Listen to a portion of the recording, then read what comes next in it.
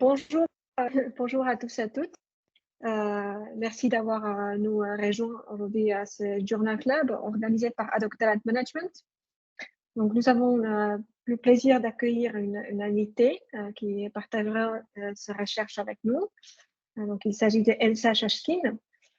Elsa représente une nouvelle collaboration pour nous, pour notre équipe. On est très contente. Donc, elle est maître de conférence au Conservatoire national des arts et métiers. Son travail porte sur les approches évaluatives des dispositifs doctoraux, avec une focalisation particulière sur le dispositif d'accompagnement doctoral. Et aujourd'hui, elle nous présentera brièvement avec quelques résultats de sa recherche ainsi que leur implication. Donc, l'objectif aujourd'hui, c'est qu'on va écouter la présentation d'Elsa. Et ensuite, on aura un temps de discussion si vous avez des questions à lui poser, des réflexions en tête, puisque c'est une thématique qui est quand même au cœur de nos préoccupations à l'ADOC, Talent Management. Donc Elsa, si tu veux bien commencer, voilà, je te laisse la parole. Ok, très bien, merci Télé. Voilà, donc vous m'entendez bien, de ce côté-là, tout est ok. Hein. Voilà, donc, bien, merci donc de m'accueillir pour cette présentation. Alors, tu l'as déjà brièvement dit, donc je suis maître de conférence en sciences de l'éducation et de la formation au CNAM, au laboratoire FOAP, formation et apprentissage professionnel. Et j'ai un double ancrage disciplinaire avec une thèse en sciences du langage, en didactique du français et scénarisation de formation à distance. Et puis une habilitation à diriger des recherches en sciences de l'éducation et de la formation. Voilà, donc quand j'ai été recrutée au CNAM il y a 11 ans, donc je me suis inscrite un petit peu dans les pas de chercheurs qui travaillaient déjà sur le doctorat, et notamment Françoise Cros, qui a travaillé sur la professionnalisation du doctorat, ou encore Richard Witorski et puis Paul Biaudet, qui ont également travaillé sur ces sujets, sur la question de la professionnalisation du doctorat. À la suite de ça, j'ai commencé à mener beaucoup de travaux, surtout avec Anne Jorot, donc, qui est actuellement professeure émérite. Et ensemble, on a travaillé sur l'écriture de la recherche, le portfolio doctoral, et une autre recherche collective et internationale qui a porté sur l'engagement des doctorants en période de confinement. Et puis, plus récemment, donc, un travail donc, sur l'évaluation des dispositifs doctoraux. C'est un projet international que je mène en francophonie et qui va donner lieu donc à 2 numéros spéciaux pour la fin 2025 et dont certains chercheurs de Ad Hoc participent. Voilà. Et puis, en fait, j'ai décidé aujourd'hui de vous parler plus spécifiquement d'un travail que j'ai mené en solo, un peu plus en solo, et que j'ai mené dans le cadre de mon habilitation à diriger des recherches et qui porte sur l'accompagnement doctoral, et notamment tout ce qui concerne les sous-bassements théoriques qui, de mon point de vue des sciences de l'éducation et de la formation, qui devraient fonder les dispositifs de formation et d'accompagnement à la recherche en sciences humaines. Donc, je vous parle de l'accompagnement doctoral, comment le penser. Alors, en termes de langage, c'est vrai que on utilise plus fréquemment le terme de encadrement doctoral. C'est l'usage le plus courant dans la pratique. Donc, même si ma présentation a un caractère pratique, je préfère parler plutôt d'accompagnement à la recherche, parce que de mon point de vue, donc, c'est beaucoup plus large, l'accompagnement incluant l'encadrement. Alors, en sciences de l'éducation et de la formation, notamment, pour ceux qui accompagnent, il s'agit de ne pas prendre en charge ou de faire à la place du doctorant, mais plutôt de lui permettre de faire des choix sur son sujet de recherche, des choix épistémologiques, ou alors encore des choix d'insertion professionnelle, voire même parfois des choix sur la temporalité de la thèse dans une certaine mesure, puisqu'il y a quand même un cadre temporel qui est défini. D'où donc plutôt le terme d'accompagner, mais encadrer n'est absolument pas incompatible avec le fait d'accompagner. Le concept d'accompagnement est beaucoup plus vaste et moins limitant. Voilà, donc je vais vous parler donc des soubassements théoriques qui, de mon point de vue, devraient fonder euh, les formations et l'accompagnement des doctorants en sciences humaines et sociales. Et puis, à la toute fin, donc, je vous propose le modèle d'accompagnement doctoral qui est issu de cette recherche. Euh, Voilà, donc dans le champ de l'éducation et de la formation, quand on parle de concevoir des dispositifs de formation ou des dispositifs d'accompagnement, en général, on parle plutôt d'ingénierie de formation.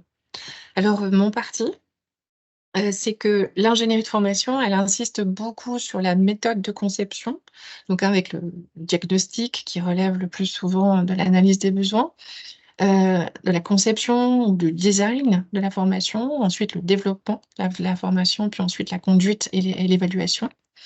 Et en fait, ça pourrait donner l'illusion en fait, que concevoir une formation, ça relève en fait d'une technique et en gros qu'il existerait une boîte à outils dont la maîtrise, la simple maîtrise garantirait l'efficacité de la formation, et ce qui passe un petit peu sous silence de mon point de vue l'essentiel, tous les processus d'apprentissage des adultes dans l'enseignement supérieur.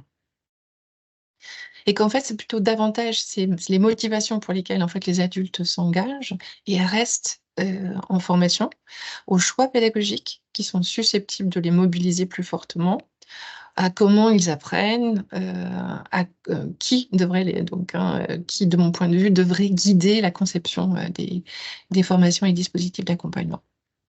Donc, ce que je vais vous présenter, ce sont en gros les théories d'apprentissage qui sous-tendent la conception.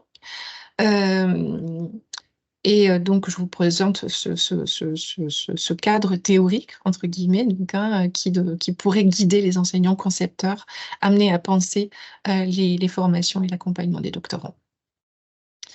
Alors, de mon point de vue, il existe deux autres problèmes majeurs de lors qu'on conçoit une formation ou qu'on pense son accompagnement. La première, c'est que quelle est la logique de formation qui va la sous-tendre? Alors, il y a Fabre qui plaide, lui, pour une triple logique de formation, qui est de construire des savoirs, de développer, de faire en sorte que les personnes se développent personnellement et de préparer à des métiers. Et en fait, ces trois logiques, elles sont toujours présentes, mais en fait, une logique peut dominer sur une autre. Dans le cadre du doctorat, donc du point de vue du CNAM aussi, donc, où la logique professionnelle est très importante, la logique donc, de professionnalisation à la recherche en sciences humaines a été et prédomine. Une autre tension également, donc, dès lors qu'on conçoit une formation, c'est est-ce qu'on forme les adultes ou alors est-ce qu'on donne aux adultes les moyens de se former, ce qui pose en fait le degré d'ouverture et de flexibilité donc structurelle des dispositifs de formation. Donc, et en termes d'accompagnement, donc un accompagnement plus ou moins serré ou pas. Alors, aujourd'hui, je ne vais pas vous parler du dispositif doctoral donc, qui a été mis en place pour le CNAM, qui fait l'objet actuellement donc, d'une recherche collective sur l'évaluation des dispositifs doctoraux. Je vous parle simplement aujourd'hui donc, de l'accompagnement ou encadrement donc, doctoral. Alors, avant moi, il y a plein de modèles de l'accompagnement qui existent déjà. Donc, peut-être que vous avez déjà entendu parler des modèles de Gatfield, de Murphy, Bain et Conrad, ou encore celui de De Char, donc, qui ont été conçus dans les années 2000 et qui intègrent en gros deux dimensions de la recherche. D'une part, la structuration du projet de recherche, et puis de l'autre, le soutien qui est apporté aux doctorants, donc soutien psychologique ou soutien pédagogique. Et donc, vous avez donc un soutien plus ou moins grand, ou alors une structuration de la recherche qui est plus ou moins grande. Ensuite, un autre modèle, donc probablement le plus connu, c'est le modèle multidimensionnel de la supervision doctorale d'Anne Lee, qui s'appuie donc sur les modèles précédents et elle a procédé en fait une analyse critique de ces modèles, et elle a également ajouté des entretiens de recherche avec des directeurs de thèse et puis des doctorants pour parvenir à un modèle de 5 approches de la supervision. Donc, alors, au passage, donc, vous notez le terme encore autre de supervision, donc qui vient plutôt de l'anglophonie, et qui est une traduction de supervision, et qui est parfois adoptée par les Belges, et puis qui est adoptée également par les Canadiens, les Nord-Américains. Voilà, donc ces 5 approches, donc une approche fonctionnelle de la supervision qui met vraiment l'accent sur la performance, qui offre plutôt la possibilité de mesurer les progrès du doctorant grâce à des outils de gestion de projet. Et puis, en fait, qui sont des outils d'aide à l'établissement de jalons ou de grandes étapes à respecter. Une approche par l'enculturation, ou alors on pourrait traduire également par la socialisation, souvent ce qu'on nomme la socialisation professionnelle. Voilà, donc il s'agit du processus de socialisation du doctorant dans sa discipline, dans son laboratoire et son institution. Une approche par la pensée critique, qui offre la possibilité plutôt de penser différemment, qui encourage la capacité d'analyse, d'argumentation, de synthèse du doctorant. Et puis, l'approche par l'émancipation, donc, qui a pour valeur fondamentale de permettre aux candidats de devenir autonomes. Donc, l'idée, c'est d'offrir aux doctorants un soutien dans la découverte, en fait, d'un cadre qui est signifiant pour lui, et puis sa transformation personnelle. Voilà, donc dans ce cas-là, on pourrait dire qu'elle se caractérise par le fait que la directrice de recherche ou le directeur de recherche accompagne dans la direction que le doctorant choisit.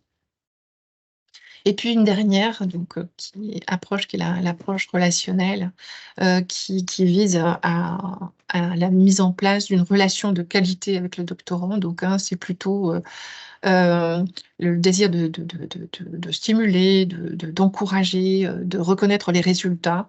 Donc, il s'agit d'offrir un soutien pédagogique et psychologique fort. Voilà donc à peu près pour les modèles existants. Alors moi, ce qui me gêne dans ces modèles, c'est qu'ils partent pour l'essentiel des pratiques des directrices et directeurs de thèse, ou des retours des doctorants, donc, sur la supervision qu'ils reçoivent. Or, en fait, l'accompagnement doctoral, il est jugé parfois dysfonctionnel.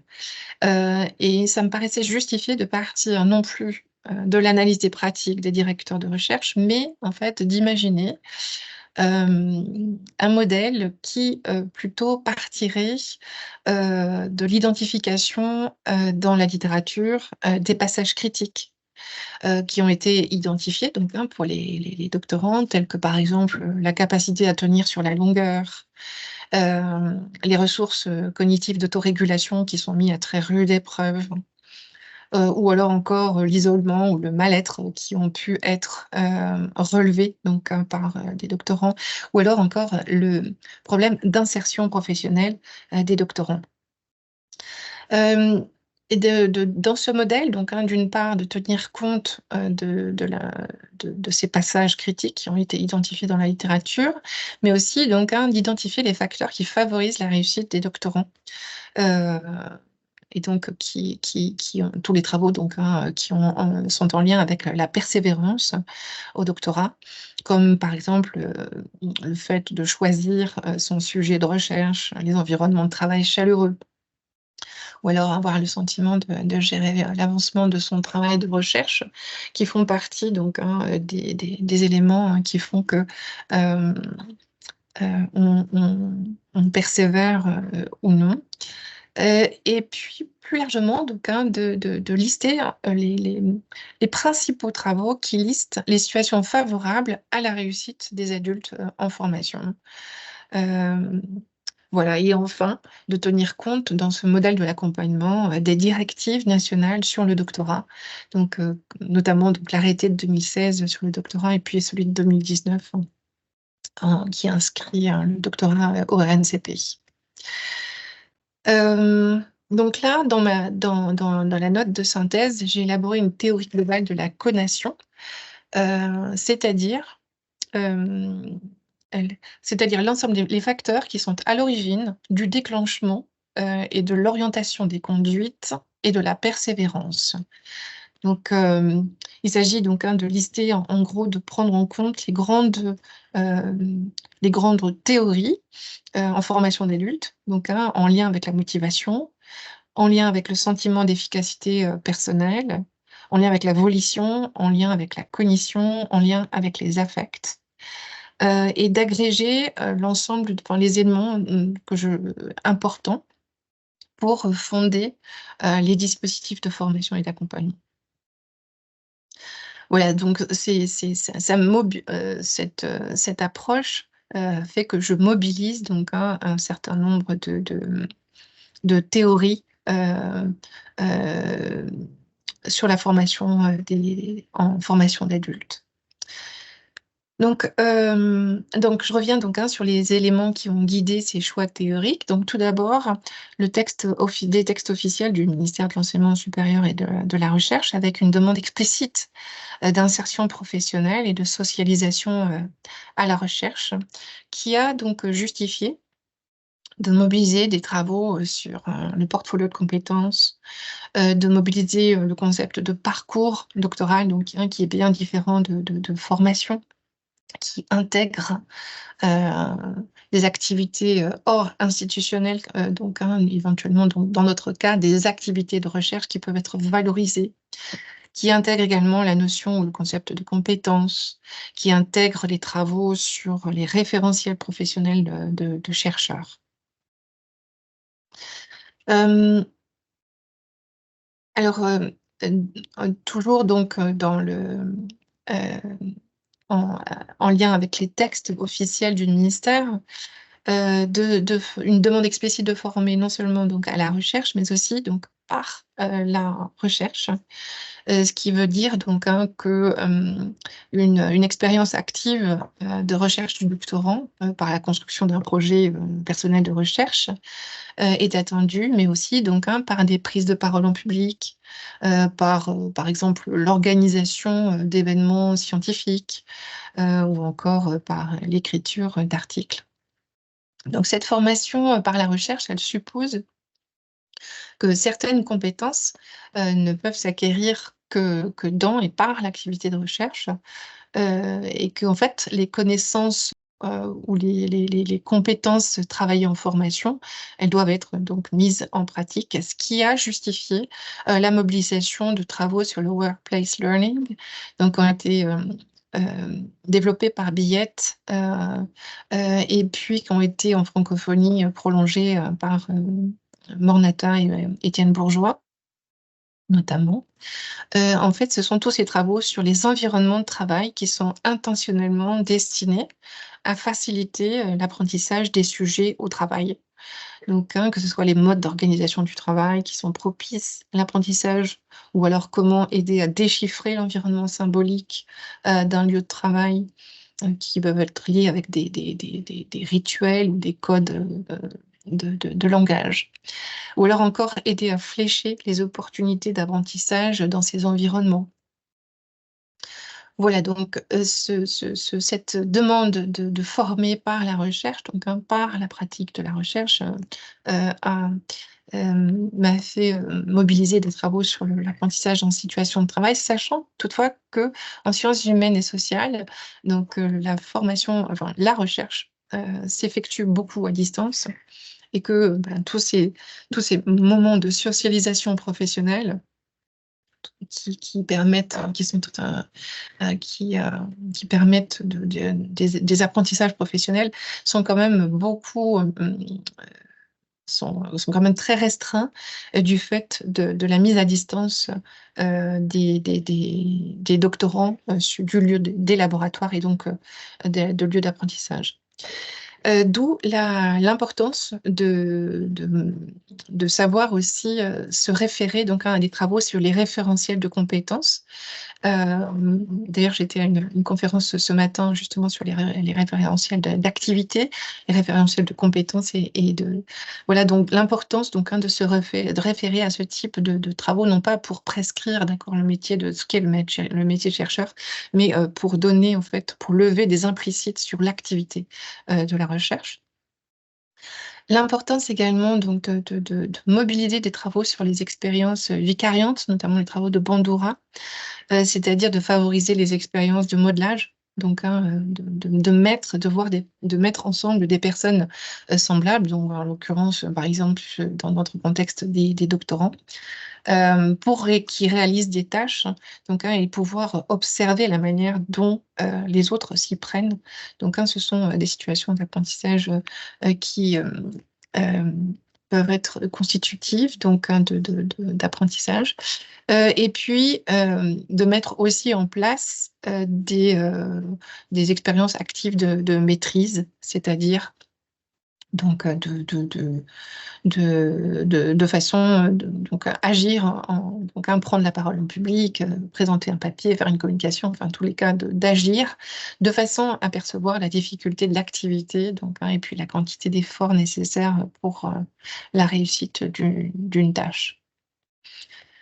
Alors ensuite, donc voilà, donc ça c'est cette demande du ministère de l'Enseignement supérieur de la Recherche a, on va dire, favorisé la mobilisation donc de travaux sur, pour l'insertion professionnelle des doctorats avec le portfolio de compétences, donc qui peut justement aider à identifier, à flécher les opportunités d'apprentissage dans les différents lieux de savoir. Et puis, donc, à mobiliser des travaux sur les référentiels de compétences des chercheurs.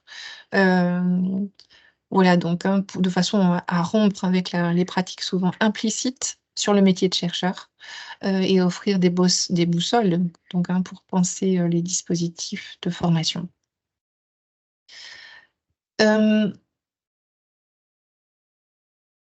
Voilà, donc ensuite, donc, un autre élément donc, qui, pour arriver à ce modèle de l'accompagnement doctoral, s'appuyer sur les résultats de recherche qui portent sur les difficultés des doctorants. Donc, la première des difficultés qui est assez bien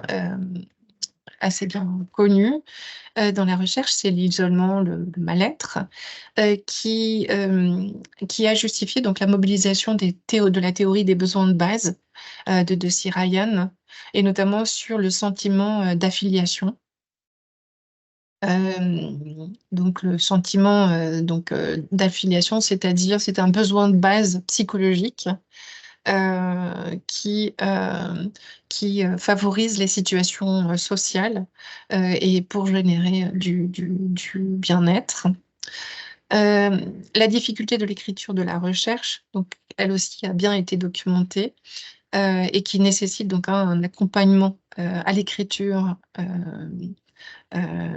ténue. La difficulté également tenir sur la longueur, qui là a justifié la mobilisation de la théorie socio-cognitive de Bandura et de Zimmerman sur donc Bandura sur le sentiment d'efficacité personnelle, et puis la théorie donc de Zimmerman, et puis qui a été ensuite mobilisée également par Confroy sur l'autorégulation, donc arriver à tenir sur la longueur, et notamment donc la régulation sociale sur laquelle je reviens un petit peu plus loin. Donc, pour construire ce modèle également, donc des travaux qui sont relatifs à la persévérance au doctorat. Et parmi ces ces points importants. Donc, il y a le fait de savoir gérer l'avancement du travail de recherche par le doctorant, le fait de savoir donner du sens à son projet et de ne pas expérimenter de détresse émotionnelle trop forte. Qui a donc ce qui a mobilisé donc des travaux sur encore de Sir Ryan donc sur les besoins de base, donc les besoins psychologiques de base, notamment le sentiment d'affiliation, toujours Bandura donc sur le sentiment d'efficacité personnelle et sur la théorie de la gentilité. Et bien aussi donc des travaux sur la régulation émotionnelle, donc les travaux de Nicolas Jacques en Belgique et qui sont actuellement poursuivis par Lynn Fisher et puis son directeur de thèse Marc Romainville, donc notamment sur la régulation des émotions épistémiques. Et puis, plus généralement, donc, les travaux qui listent les situations qui sont favorables à la réussite des adultes en formation. Et donc là, à nouveau, donc, je m'appuie sur les théories motivationnelles et notamment sur la théorie de la gentilité de Bandura. Et donc, quelques mots, d'accord, sur les éléments saillants de cette théorie qui est fondamentale pour le XXe et XXIe siècle. C'est le sentiment d'efficacité personnelle. Donc, cette théorie socio-cognitive, en fait, elle fait des humains les co-constructeurs de leur propre destinée. Et en fait, au cœur de cette conception du fonctionnement humain, la notion d'auto-efficacité, elle est centrale. Et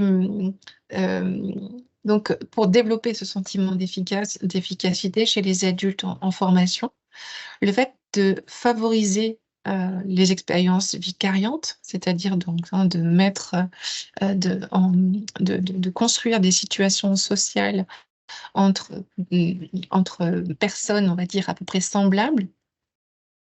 En l'occurrence, donc, ça peut être des doctorants entre eux. Donc, le fait de voir un doctorant faire une présentation de son travail de recherche en structurant de telle façon, donc, permet à un père qui l'observe, qui analyse donc sa façon de présenter, ce sont des situations donc qui sont susceptibles de lui dire que lui aussi il est capable. Donc elles sont porteuses d'informations, mais aussi porteuses du fait qu'on est soi-même capable puisqu'on est à peu près semblable.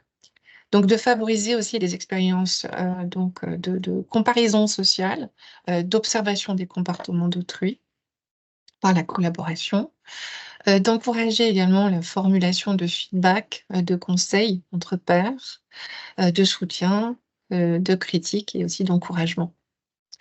Parmi les facteurs qui favorisent ce sentiment d'efficacité personnelle également, il y a le fait de cibler des justes feedbacks évaluatifs en étant précis dans la structuration des aptitudes à faire acquérir, en balisant les étapes aussi de façon à favoriser les succès et non donc en proposant à la place des buts distants donc et plutôt de proposer des buts proximaux, et ça dans un climat de confiance en veillant donc à apaiser les adultes en formation.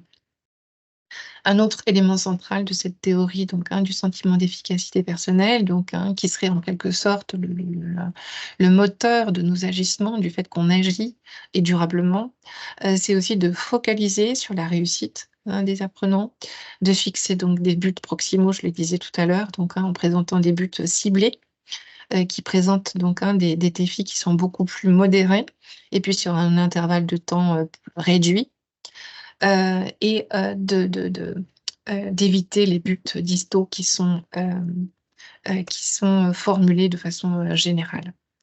Et enfin, donc, un élément important de cette théorie, c'est ce qu'on appelle la pensée anticipatrice, qui est un élément motivateur et régulateur central, ce qui veut dire aussi, donc, concrètement, de savoir projeter d'aider à se projeter, mais pas simplement se projeter professionnellement, donc, mais d'arriver à projeter des environnements dans lesquels on a envie d'évoluer, donc sociaux, professionnels, etc.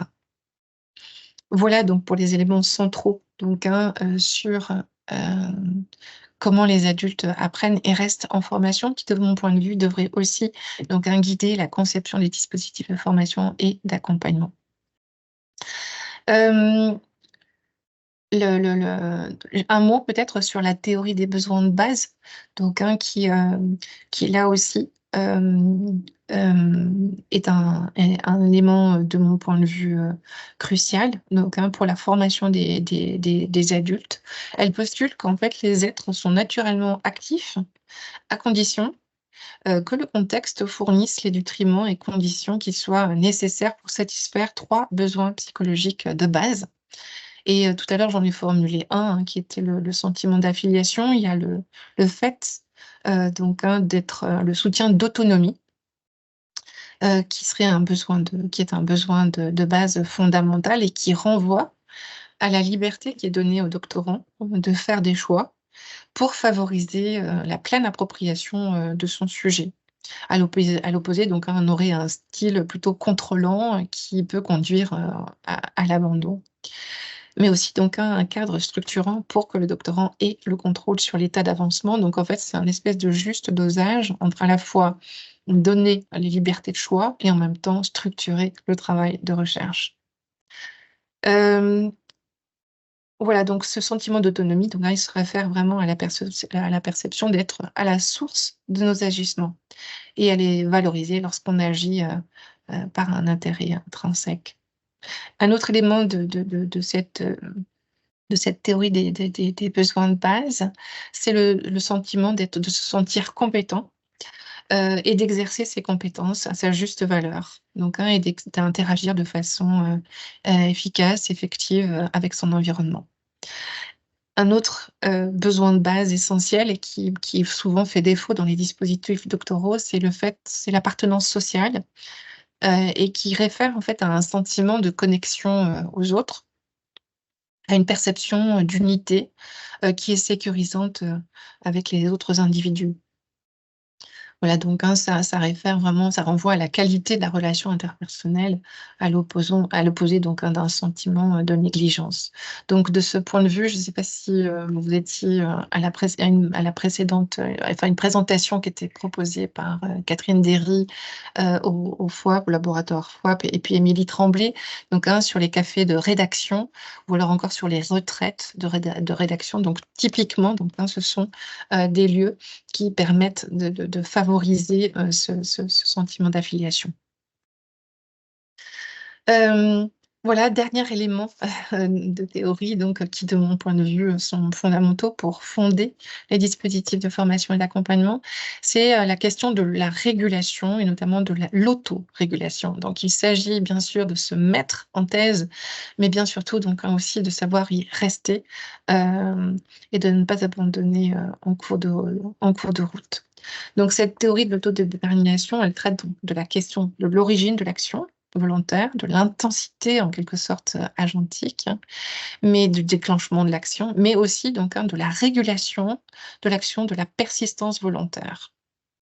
Et là, on a des travaux en formation d'adultes qui nous indiquent donc quelles sont les stratégies fondamentales, importantes, donc pour s'autoréguler, mais aussi donc quand on se met en position d'être directrice, directeur de thèse, de connaître les stratégies essentielles aussi pour aider à réguler et ajuster les conduites.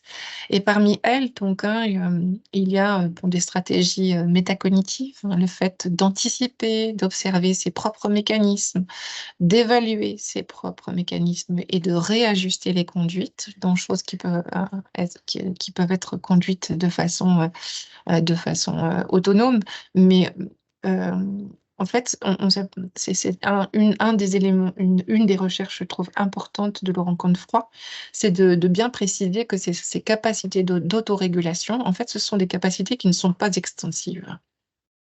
Et que bien qu'on soit adulte en formation, eh bien, le fait d'avoir une famille, de travailler souvent en plus de la thèse, constitue donc des surcharges qui font que, bien au contraire, donc, les adultes en formation, notamment quand ils travaillent dans des familles, d'accord, ne peuvent pas, euh, ne peuvent pas euh, euh, être n'ont pas de capacité de régulation extensive et doivent être accompagnés euh, pour cela.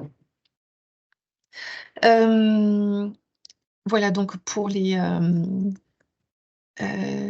voilà pour cette capacité d'autorégulation.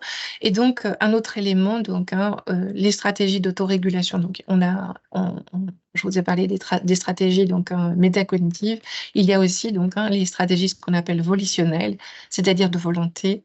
Euh, donc là aussi, ça peut être, c'est important de connaître quelles sont les principales stratégies qui permettent de rester en formation. Et puis aussi les stratégies d'autorégulation émotionnelle. Donc, je vous parlais tout à l'heure de Lynn Schiffer qui actuellement fait sa thèse donc, sur ce sujet. Donc là, ça peut aussi être dans le cadre dans le cadre de ces vendredis de la recherche, intéressant de l'inviter précisément sur cette question. Voilà, et donc je finis maintenant donc, avec ce modèle de l'accompagnement doctoral, voilà, qui découle, on va dire, donc, à la fois donc, de ces orientations qui sont données par le ministère, à la fois donc, de ces travaux donc, qui listent les difficultés qui sont recensées dans la littérature au sujet donc, des doctorants. Sur la difficulté à rester en doctorat et quels sont les facteurs donc, qui peuvent, qui sont les passages critiques. De lister également donc, les facteurs qui sont en lien avec la persévérance et puis de lister dans la littérature des grandes théories d'apprentissage qui favorisent l'apprentissage des adultes et leur bien-être. Et donc, j'en viens à trois grandes familles d'accompagnement. Donc ici, donc, dans ce schéma, je liste pas l'ensemble donc, des items, j'illustre simplement. Donc le premier et le plus connu, donc la première famille, c'est la construction d'un projet de recherche. Donc trouver un sujet fécond pour soi, pour la société. De faire une revue de la littérature, de savoir se positionner vis-à-vis de certaines recherches, de construire une problématique de recherche, etc. Une autre famille qui, elle, est beaucoup moins connue et qui pourtant mériterait de l'être, c'est un accompagnement donc, à l'autodirection du doctorant. Et pour ça, d'inviter les doctorants à développer une pluralité de motivations pour s'engager dans le doctorat, par exemple, de structurer l'activité de manière à conduire le doctorant au succès, de favoriser les socialisations avec des personnes semblables qui réussissent et qui peuvent aussi s'avérer être des soutiens, d'exprimer sa confiance dans les capacités du doctorant quand il est confronté à des difficultés, de favoriser des buts d'apprentissage proximaux et non généraux ou distants. Et puis enfin, donc, une dernière famille d'accompagnement qui relève du développement donc, d'une posture de chercheur, comme favoriser donc, les expériences actives de maîtrise du doctorant, flécher les opportunités d'apprentissage, cibler les communautés de recherche à mesure que le projet professionnel s'affine. Donc, c'est absolument pas exhaustif. Donc, et puis, comme je le disais tout à l'heure, l'importance aussi de se projeter euh, dans les environnements souhaités. Voilà donc pour ce modèle donc, de l'accompagnement doctoral qui découle donc, de ce que je viens de présenter. Alors juste une dernière peut-être précision avant de passer éventuellement à vos questions. c'est de préciser donc que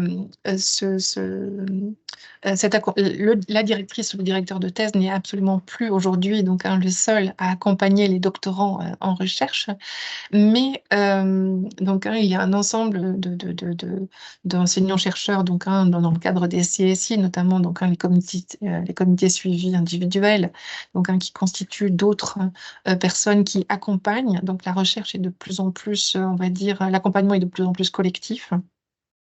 Il y a également les formateurs. Voilà, donc, et puis de plus en plus, comme il y a pas mal de thèses aussi en chiffres, il y a dans la société, dans les entreprises, dans les organisations internationales, des personnes ressources donc, qui constituent aussi d'autres personnes ressources importantes pour cet accompagnement.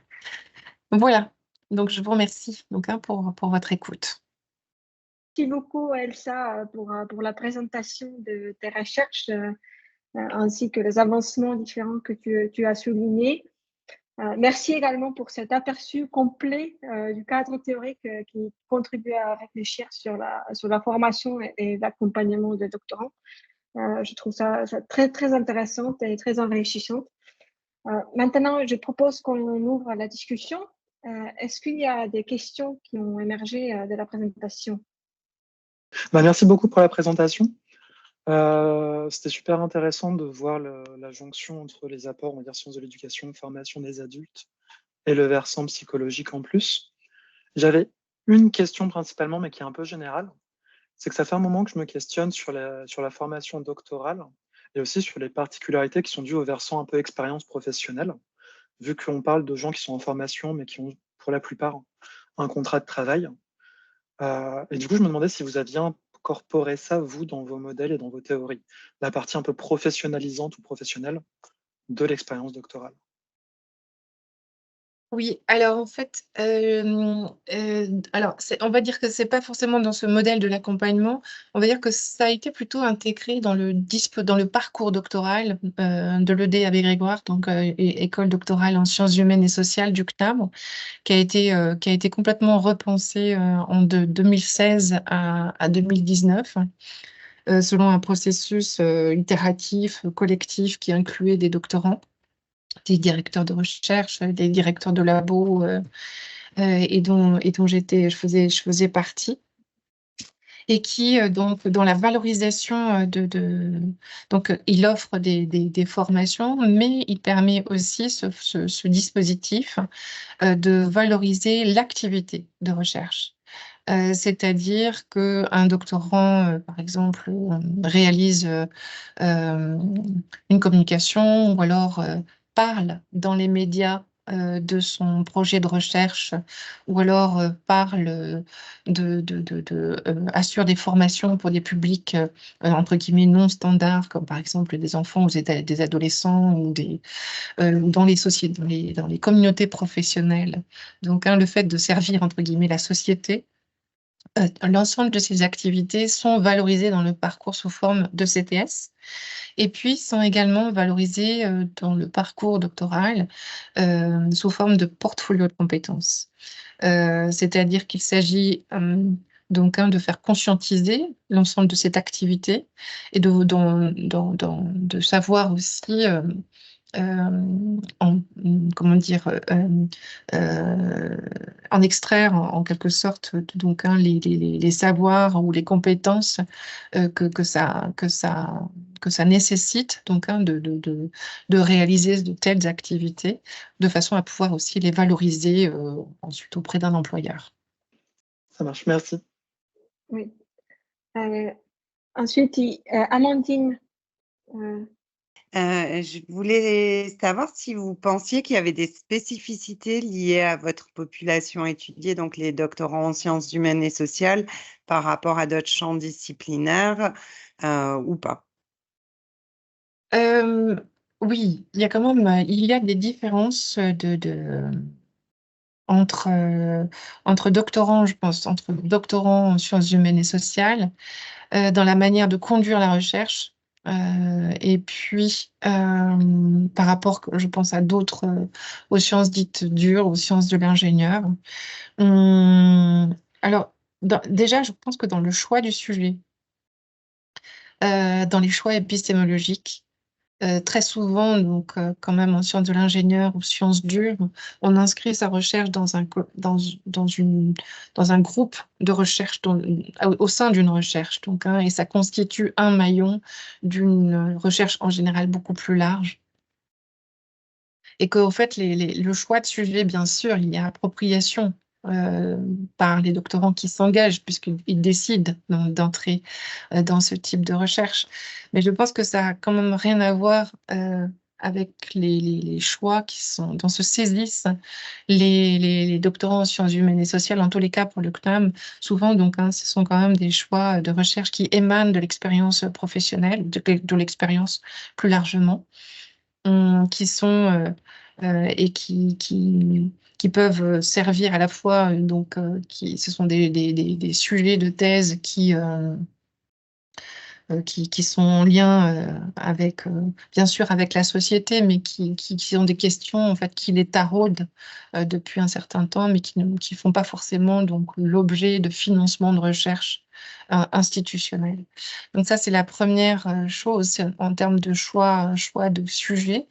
Ce qui, en termes d'accompagnement, a aussi des incidences, c'est-à-dire qu'une personne donc, qui a eu 20 ans d'expérience de travail et qui arrive avec un sujet de recherche qui finance lui-même ou elle-même sa recherche, donc on va l'accompagner, d'accord, un petit peu différemment. Donc il va s'agir aussi donc de la faire sortir un petit peu de cette posture donc euh, qu'elle a au travail, donc, et d'adopter, on va dire, une posture de chercheur, et donc c'est un autre type d'accompagnement.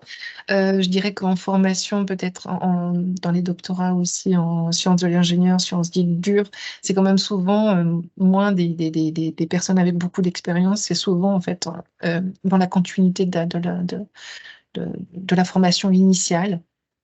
Après, en termes de choix épistémologiques, je ne suis pas certaine que les choix soient si vastes non plus en sciences de l'ingénieur sciences dites dures par rapport aux sciences humaines et sociales, où là, les postures de recherche, donc je distingue un posture de chercheur et une posture de recherche. Donc, en termes d'épistémologie, c'est quand même très, très vaste. Voilà. Donc, c'est là où je vois vraiment, il y a aussi peut-être des financements. Je pense qu'en sciences dites dures ou sciences de l'ingénieur, si on n'arrive pas avec un financement, il y a quand même assez peu de chances de trouver une directrice, un directeur de thèse.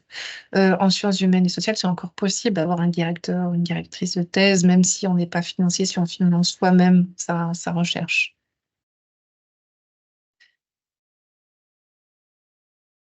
Est-ce que vous, par exemple, vous voyez aussi d'autres éléments à ajouter, peut-être? Alors, on en voit, oui, c'est sûr, dans la posture, dans l'identité professionnelle des jeunes chercheurs aussi, qui se considèrent beaucoup plus souvent étudiants, dans l'isolement ressenti ou réel, dans l'appréhension pour l'après-doctorat. Tout à fait, tout à Et fait, ouais. dans les questions de sociabilisation aussi que vous avez abordées, etc. Mais oui, oui, Hum. on Oui, en d'accord. vous avez vraiment raison d'ajouter ça aussi. C'est vrai que sur la question, donc je vois aussi donc pour les doctorants en sciences de l'ingénieur ou autres, ils sont sur place, tandis que les doctorants en sciences humaines et sociales sont quand même beaucoup plus distants des laboratoires. Il n'y a pas vraiment de vie de laboratoire, comme on dit. Et puis la question de l'insertion professionnelle se pose beaucoup moins âprement donc pour les doctorants en sciences de l'ingénieur alors après, sciences dites dures, ça c'est très variable, mais par rapport aux sciences sociales, sciences humaines et sociales, il y a des taux d'insertion professionnelle qui sont parfois un peu plus critiques quand même.